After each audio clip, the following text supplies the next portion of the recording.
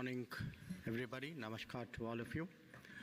Principal Scientific Advisor, Professor Ajay Kumar Sood, Chairman DRDO, Dr. Samir Kamath, Excellencies, distinguished experts, ladies and gentlemen. It gives me immense pleasure to welcome you to the conference on 50 years of Biological Weapons Convention, Strengthening Biosecurity for the Global South. I extend warm greetings to all of you, especially colleagues from the Global South. Your presence today gives this conference its purpose. We mark half a century of the BWC, which is the first global treaty, as Chairman DRDO noted, to outlaw an entire class of weapons of mass destruction. The BWC, building on the Geneva Protocol, a century back from now, drew a clear moral and legal line. Disease must never be used as a weapon. Biology must serve peace, not advance harm. Even as science races ahead, the BWC remains the guardrail between innovation and misuse in the life sciences domain. But we must ask ourselves and the world a hard question. Will this norm stay strong for the next 50 years? The answer depends on the decisions we take now. The international security environment has become more uncertain. Rapid developments in science and technology have led to the availability and the affordability of sophisticated biotechnology tools and a marked reduction in the costs of sequencing and synthesis. Recent outbreaks, including the COVID-19 pandemic, which affected each and every one of us, have imposed a steep learning curve for policymakers and practitioners alike. These developments have raised new questions to be considered in the context of the implementation of the BWC. It is clear that whether a biological threat is natural, accidental, or deliberate, it moves fast. It defies borders, and it can and has overwhelmed systems. Public health and security may look like separate worlds. In reality, they actually reinforce each other. Systems that detect and contain natural outbreaks and also help counter deliberate ones. Strong health systems are strong security systems. No country can manage such threats alone. There is no single solution, but international cooperation comes to being the closest to one. This is precisely why the Global South must be central to today's discussion. Many countries in our regions still face gaps, deep gaps, fragile healthcare, weak surveillance, limited laboratories, slow emergency response, and unequal access to vaccines and medicines. These are not just developmental issues, they are also global risks. If biosecurity is uneven, so is global safety.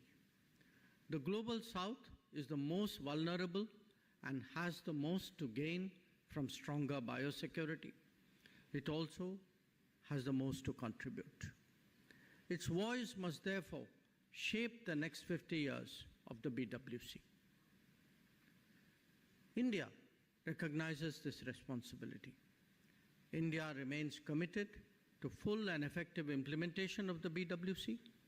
Over the last 2 decades, we have built strong capacities across public health, pharmaceuticals, vaccines, and biosciences.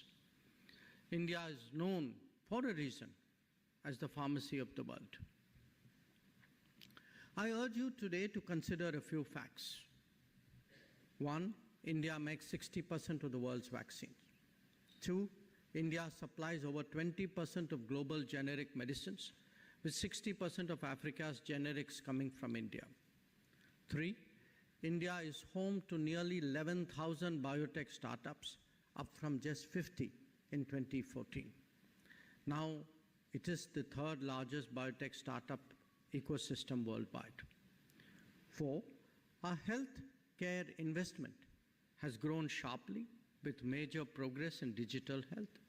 5, our research network, ICMR, the DBT labs, the advanced BSL-3 and BSL-4 facilities, they can detect and respond to a wide range of biological threats.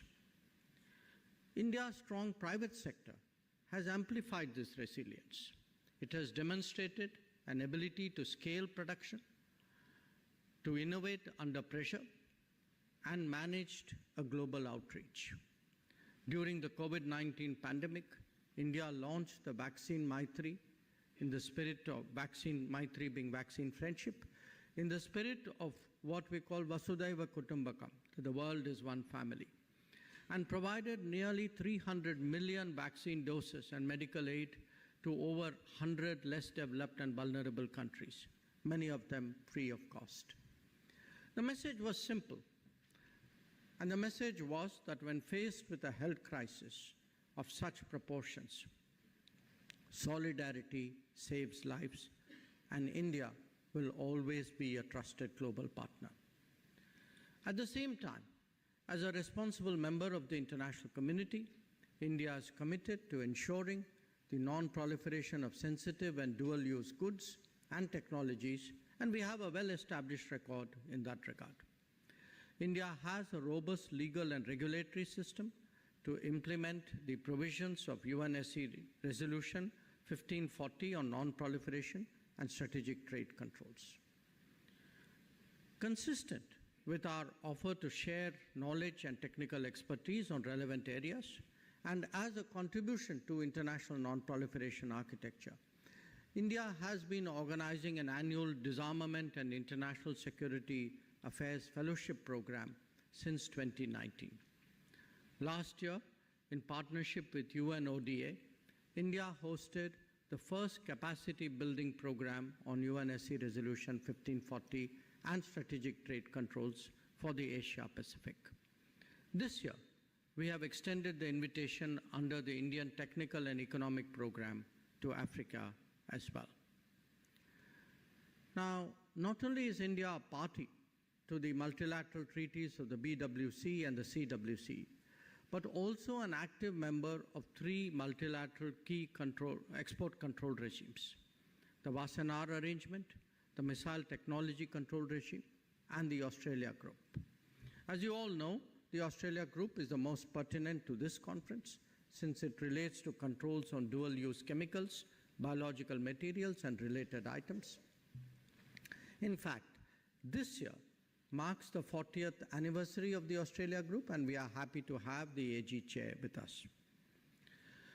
So, as we look ahead, we must assess the developments underway, which are outpacing the existing governance and normative frameworks. Scientific tools are evolving faster than global rules. Synthetic biology, genome editing, and AI-driven design make biological manipulation easier than ever. We have long highlighted concerns relating to the advancements in science and technology that have implications for international security and disarmament through annual resolutions in the UN General Assembly First Committee. Another resolution by India, adopted by consensus, is measures to prevent terrorists from acquiring WMD. Misuse by non-state actors is no longer, colleagues, a distant possibility. Bioterrorism is a serious concern, and the international community has to be adequately prepared. Yet, the BWC still lacks basic institutional structure, as we were just reminded. It has no compliance system, it has no permanent technical body, and no mechanism to track new scientific developments. These gaps must be bridged in order to strengthen confidence. India has consistently called for stronger compliance measures within BWC, including verification designed for today's world. India supports international cooperation and assistance, enabling exchange of materials and equipment for peaceful use. We have further called for systematic review of scientific and technological developments so that governance does indeed keep pace with innovation. We have proposed a national implementation framework that, inter alia, covers identification of high-risk agents, oversight of dual-use research, domestic reporting, incident management, and continuous training. India has voiced that assistance during biological incidents must be fast, it must be practical, and it must be purely humanitarian.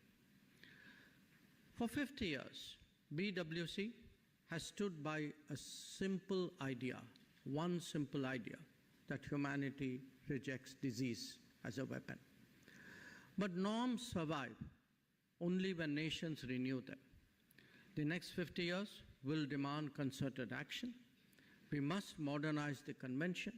We must keep pace with science and strengthen global capacity so that all countries can detect, prevent, and respond to biological risks. India stands ready. We remain a trusted partner to the Global South and a committed supporter of global biosecurity. So let us use this opportunity, not just to look back, but to prepare wisely for the future. I thank all our participants who made the journey to India to attend this conference.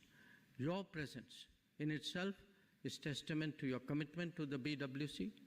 I wish you all fruitful discussions and food for thought in advance of the next session of the working group of the strengthening of the BWC and the meeting of state parties in Geneva next week. Once again, my best wishes. I have today the Parliament session, which is opening in about 20 minutes. So I have to head back. I will not be able to attend the balance of the proceedings, but again, I take this opportunity, wish you all a very, very productive and very fruitful discussion. Thank you very much.